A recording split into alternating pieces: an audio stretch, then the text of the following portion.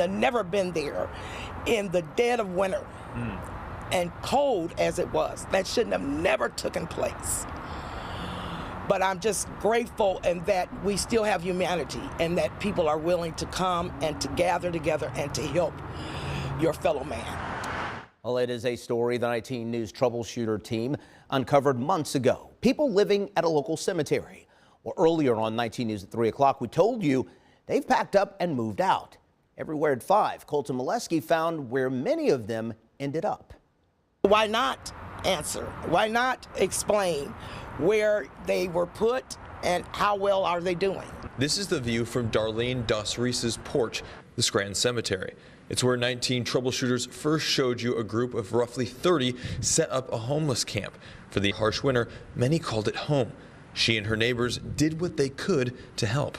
The community came together and started helping. A lot of the restaurants came. When I was over there, they even offered to give me soup. And they were helping everybody. They were helping everybody. Dos Reese and her neighbors gave them coats, heaters, charcoal, and food.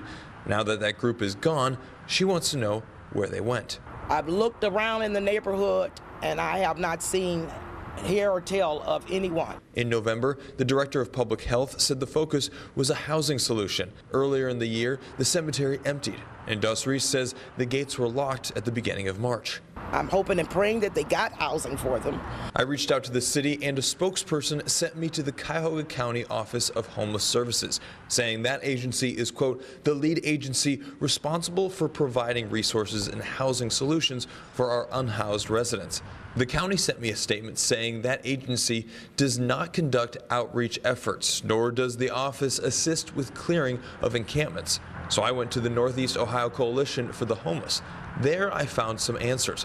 I was told many people went there for seasonal shelter.